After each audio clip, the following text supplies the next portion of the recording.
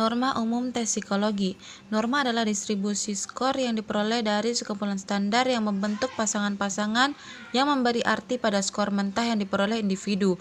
Norma juga menjadi tolak ukur ketika skor mentah untuk satu objek dibandingkan dengan yang lain untuk menentukan arti dari skor asli atau standar kelompok. Norma perkembangan. Norma perkembangan adalah cara menginterpretasikan hasil atau pengukuran analisis, memberikan indikasi tingkat perkembangan individu. Skor mentah yang terkait dengan standar perkembangan menunjukkan sejauh mana individu telah berkembang. Lebih disukai digunakan untuk tujuan deskriptif dalam uji klinis individual. Selanjutnya ada jenis norma perkembangan. Yang pertama ada mental age, di mana pada mental age yang menjadi norma adalah skor rata-rata yang diperoleh pada tes kelompok umur sampel standar. Yang kedua ada grade equivalent, yaitu digunakan dalam tes prestasi akademik standar kelas diperoleh dengan cara menghitung nilai rata-rata siswa dalam satu kelas. Dan yang terakhir ada ordinal scale, yaitu jenis standar ini digunakan untuk mengidentifikasi tahap mana yang telah dicapai anak dalam perkembangan fungsi perilaku tertentu. Norma dalam kelompok. Yang pertama, norma dalam kelompok adalah cara menafsirkan hasil tes dengan membandingkannya dengan kinerja kelompok eksperimen selama tes. Yang kedua, evaluasi dilakukan dengan melihat posisi objek dalam sebaran poin kelompok. Yang ketiga, posisi subjek pada ukuran norma kelompok menggambarkan posisi subjek dalam distribusi populasi. Baik, selanjutnya yaitu jenis norma dalam kelompok. Yang pertama yaitu persentil. Persentil digunakan untuk menyatakan posisi relatif seseorang dalam sampel standar. Yang kedua yaitu standar skor atau z-score. Pada standar skor, skor mentah diubah ke format lain sehingga posisi atau lokasi objek terlihat. Ketiga yaitu T-scale. T-scale digunakan untuk membandingkan skor individu pada dua tes yang berbeda.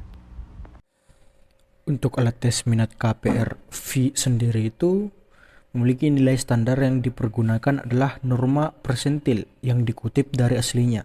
Norma persentil asli berasal dari Science Research Association edisi kedua pada tahun 1950 bulan Januari.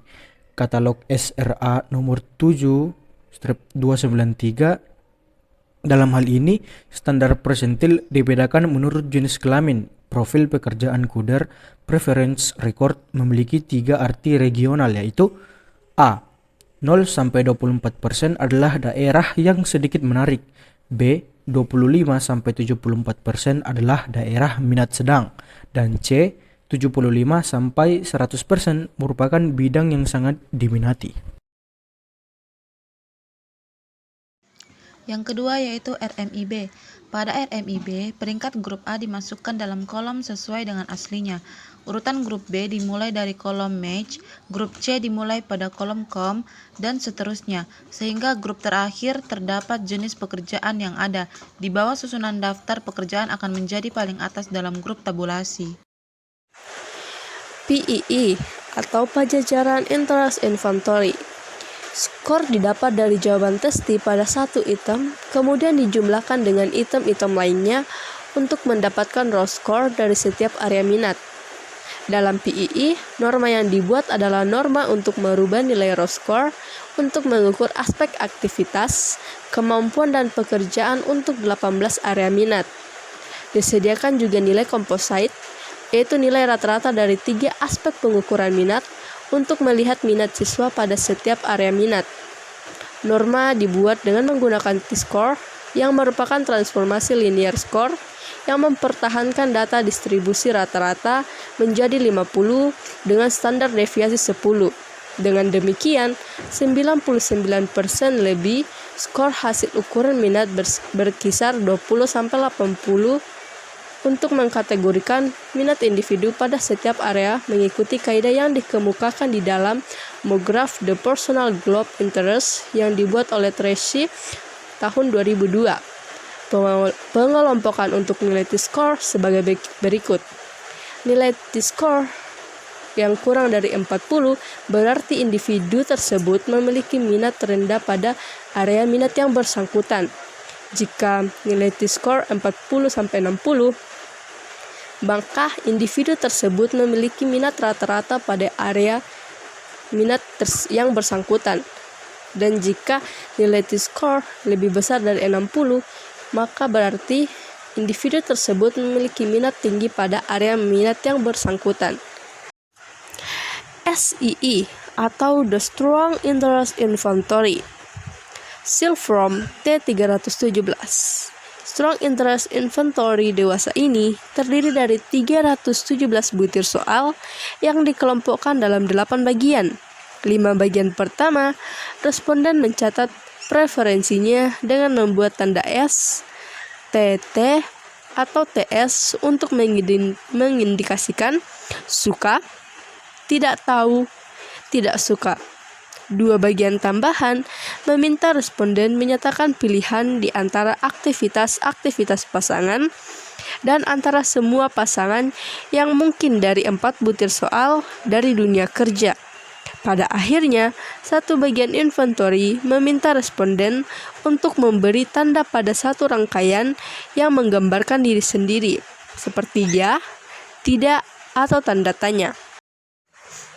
JVIS atau Jackson Vocational Interest Survey. Bentuk final JVIS memuat 34 skala minat dasar yang mencakup 26 peran kerja dan 8 gaya kerja. JVIS bisa diberi skor secara manual dengan cepat dan mudah untuk 34 skala.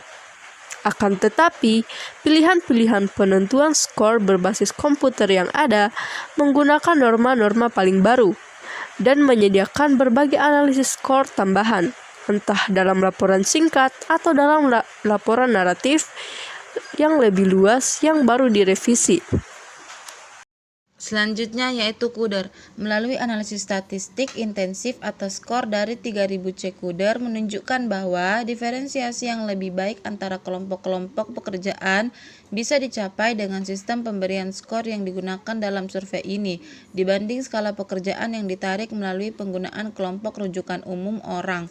Jika skor verifikasi maksimum adalah 44-38, jika skor kurang dari 32 atau lebih dari 44, maka skor-skor pada subskala yang lain patut diragukan. Yang terakhir yaitu CAI. 305 butir soal inventory dikelompokkan di bawah 3 kategori isi, aktivitas, mata pelajaran, sekolah, dan pekerjaan. Masing-masing butir menyediakan 5 pilihan respon dari sangat suka sampai sangat tak suka.